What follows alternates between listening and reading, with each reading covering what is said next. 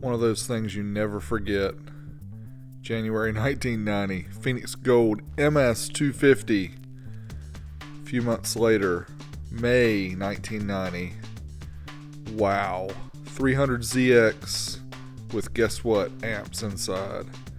That's right, friends. MS-250s. 4 of them. 2 powering 15-inch subs. Just beautiful amplifiers. This is an amp I just had to have. As with a lot of the in-demand amplifiers back in the day, it was not easy to come across these.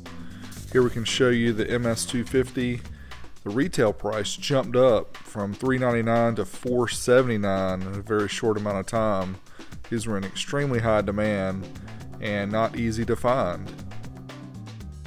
So I don't have an MS-250 to show you, but this is an early generation MS-275 in the gray color. You see this one's in extremely good condition in the box. Picked this one up about the year 2010. You can see it has terminal blocks, Tiffany style RCA connectors, extremely high quality amplifier. And for comparison, here is a white MS-275 right beside of the gray one, just to show you the contrast, the difference in colors.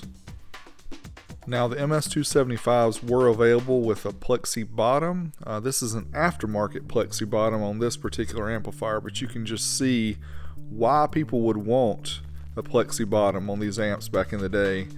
Gorgeous wiring inside, and the color of the windings on the transformers just make it pop. The 24 karat gold plated circuit boards, just awesome. And here we have a 1993 Car Audio and Electronics directory. We'll check the MSRP here for the MS-275. You can see $479 was the MSRP for this amp back in the day. And per the box, here are the ratings: 75 watts RMS per channel at 4 ohms, 200 watts RMS at 4 ohms bridged. Let's try it out on the dyno and see what we get. Alright, so first up we're going to run an 8 ohm mono load on the amp, which should simulate 4 ohm stereo times 2. We're looking for 150 watts or so to meet rated. We got 205, so that's a little bit more than 102 watts per channel. We pulled 26.8 amps. Next up we'll do the 4 ohm mono run, which, as you saw, the amp was rated to do 200 watts RMS. See that we easily get that, 308 watts at 14.26 volts. Again, this is at 1% distortion, and we pulled 45.6 amps. Next up we'll try a dynamic run at 4 ohms. You can see here about 318 watts dynamically, 4 ohms, 14.6 volts, a little bit higher than you would normally have, but still impressive nonetheless. And just for fun, we're going to try this amp out at 2 ohms mono certified. This amp is not really rated to handle this particular load, but anybody who knows this amp knows that it can. You can see here we got 366 watts at 14.4 volts, 2 ohms mono, 1% distortion. We pulled 75.6 amps of current. Now we'll try the 2 ohm dynamic run, which the dynamic mode simulates music playback. Since most of you don't listen to test tones, the music playback method here is a good indication of what an amp can really do. You can see we got 452 watts at 14.43 volts, so very impressive from this little 200 watt amp.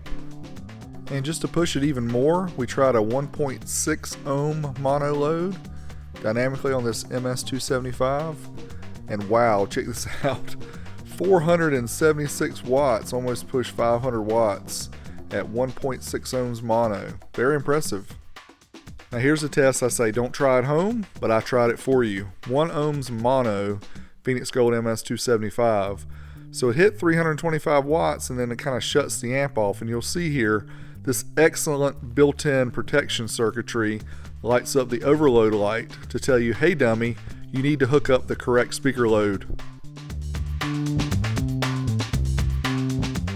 Here's the results of the Phoenix Gold MS-275. You can see it did well above its rated power in each ohm load and even handled 2 ohms mono where it wasn't rated to handle. Thanks to Stinger Electronics for providing the accessories that power the OSS Labs. Check the video description for links to their social media pages so you can learn more about their excellent products. Big shout out to our Patreon supporters at patreon.com/oldschoolstereo. Support our channel with as little as $1 per month. Thanks as always. I'm out of here!